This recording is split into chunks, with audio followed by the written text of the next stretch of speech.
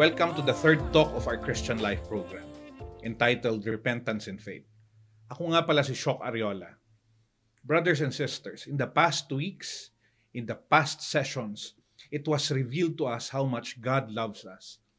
And this love of God is most clearly revealed in the sending of the Son that we may have eternal life. This Son is our Lord Jesus Christ, who has done so much for us. Now it is time for us to respond. And our proper response is repentance and faith. Handa ka na ba? Repentance and faith go together. It is a double action response. We cannot just have one without the other. We need to believe in Him and in His plans and promises. To simply believe without doing anything to reform our lives, to become pleasing to God, is inadequate. Faith needs to be manifested in every being and every way of our life. In other words, tama si Santiago kung saan sinulat niya sa chapter 2, verses 14 to 17. Faith without works is dead. What is repentance? Alam niyo po, yung mga Greko, meron silang translation ng repentance. Ito po ay tinatawag nilang metanoia. Ang ibig pong sabihin ng metanoia, it's a literal translation of a change of mind. Repentance refers to a change in direction. Not just a simple confession of wrongdoing. It is significant change. A change that you can actually see, feel, hear. A change in the way you live your life. It's like dropping an old set of ideals and values in which you live by and choosing and adopting new ones. Repentance affects the way you think. It affects the way you act. It affects your attitudes, your motives, your thoughts and behavior. It means that when you are for Christ, when you are with Christ, you turn away from sin, evil, and wrongdoings.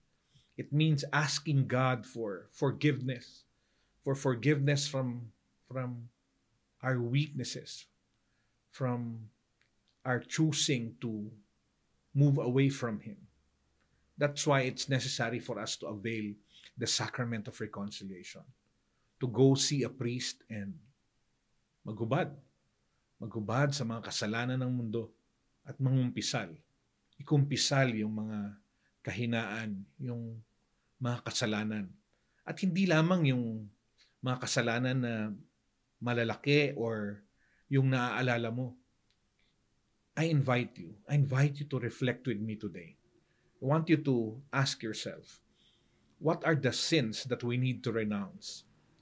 Serious sins that are totally incompatible with our relationship with God. What are these serious sins? Unahin na natin yung mga kasalanan na hindi natin alam kasalanan pala. Tulad ng mga paniniwala sa panghuhula, sa horoscope, yung mga involvement natin sa mga cults, tulad ng Freemasonry, tulad ng New Age movement. Ano yung mga yon? Bibigyan kita ng pagkakataon na aralin to mga ito. We need to turn away from sexual wrongdoing, sexual intercourse outside of marriage, o yung pakikiapid, pangangalunya, adultery. We need to turn away from active homosexuality. Siyempre, kasama na rin dyan yung serious crimes, katulad ng pagpatay, pananakit ng iba, panggagahasa o rape, kidnapping, robbery, corruption, drunkenness. Hindi ko po sinasabi yung pag-inom, yung paglalasing. Dahil ito pong mga ito ay kasalanan sa Diyos. It means breaking away from running our own lives. Surrendering to Jesus as the Lord of our life. That's what we need to do. If we truly accept that Jesus is Lord, then there should be no room for being lukewarm. We cannot be half-hearted when we approach God for forgiveness. Kailangan buong-buo. Because repentance becomes complete only under the Lordship of Jesus. There are 2 essential characteristics of authentic repentance. Unang-una, honesty. Sabihin nyo nga, honesty. Yung ikalawa, humility. When we ask God for forgiveness, we must be honest enough to admit that we made mistakes. It is a sin, and we need to call it a sin. We must be honest enough to admit that what we did offended the Lord. If we are practicing, for example, artificial birth control, na alam naman natin na hindi pinapayagan ng simbahan, then we should be honest enough to admit that it is a sin and resolve to correct the situation. If we are not properly married in church, we must be honest enough to admit that it is against the teaching of the Catholic Church and we should not rationalize the situation. Tama na yung pagdadahilan na walang perang pangkasal, papel lang yan. Dapat maniwala tayo. Maniwala tayo na ito ay sakramento na itinuro mismo ni Kristo. That's why we would want to get married in church. Kung kayo ay patuloy na nakikiapid, nakikisama sa hindi ninyo asawa, or having an affair, you have to cut it. We need to admit that it is seriously wrong and we need to cut it off immediately. What is faith? St. Paul wrote in Hebrews chapter 11 verse 1 that faith is the realization of what is hoped for and the evidence of things not seen. Faith is not just a feeling or wishful thinking, mga kapatid. Faith is our response to God who reveals Himself and gives Himself to man. And at the same time, bringing man a super abundant light as he searches for the ultimate meaning of life. Faith, my dear brothers and sisters, is a gift from God. Faith is a grace from God. It is not something that we can earn or acquire by ourselves. It is a pure gift from God. Faith also is belief in the gospel, which is the good news. The good news that Jesus died to free us and save us from our sins and raise us up with Him in heaven. Faith is the good news of salvation. Faith is the belief in both the messenger, which is Jesus, and in the message that He brings. It means not just believing with our minds or the intellectual belief that Jesus is the Savior, but believing in our hearts that He came for you and I to become our personal Savior. Faith is a personal act and decision. It has several aspects. It is a definite act. We must open the door if Jesus is to come into our lives, similar to how it is written in Revelation 3:20. Second, it is an individual act. We need to decide on our own to open the door. No one can decide for us. I invite you to open the doors of your heart and decide and allow Jesus to come in. Third aspect of faith, it is a deliberate act. We do not have to wait for a supernatural light to flash upon us from heaven or an emotional experience to overtake us. We already know that Jesus came into this world and died for our sins. He died for you and I. He is now standing outside the door of our hearts, knocking. The next move, my dear friends, my dear brothers and sisters, is ours. Another aspect of faith is that it is an urgent act. Sino ba dito ang alam kung kailan sila mamamatay? Kung meron, siguro aantayin niya yung kaduluduluhan bago siya magsisi or bago siya maniwala. The future is uncertain and time is passing away. Lastly, faith is an indispensable act.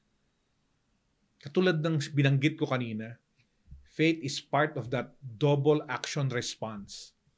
It is the step needed to receive all the gifts that God has promised. Faith is relying on all that God has said, believing. Natutuparin niya yung bawat pangako na kanyang binitawan.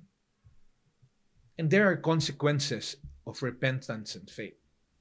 First consequence of repentance and faith It is the promise of salvation. The promise of salvation by the Lord from sin, from Satan and death. This is the promise of forgiveness and the promise of eternal life with God. My dear friends, that's why we need to believe. Second consequence of repentance and faith. At a personal level, one consequence of true repentance and profound faith is freedom. Freedom from fear of death. If indeed we believe that death is nothing but a passage from a life of fleeting joy on earth to a life of eternal happiness in heaven, then we should not fear. We should not fear death. We are unable to overcome our fear because we have not fully repented and our faith is weak. In conclusion, 2,000 plus years ago, Jesus sounded the call to repentance and faith. 2,000 years ago. Hindi na po ito bago. Paulit-ulit na po natin itong naririnig. Pero kung hindi ka gagalaw, if you're not going to act on this same call that we heard today, if you will not turn away from sin and accept Jesus as your Lord, if you will not seek true repentance and exercise true faith, then may kulang. Sana po katulad ng the Blessed Virgin Mary, let us have complete faith in God and say, Lord, let it be done to me according to your word. As we respond positively, God promises us salvation from sin. God promises us forgiveness. And God promises us reconciliation through friendship. He promises us eternal life and the power of the Holy Spirit in our lives to be present and to be manifested. Kanina pa ako nagsasalita. Ngayon naman yung pagkakataon na kayo naman. I want you to share in your groups, in your discussion group, two things. First, share with one another areas where you need to turn more fully to God. Second, share areas where you need to grow in faith. We will give you enough time to discuss it among your group and return later. Maraming salamat po.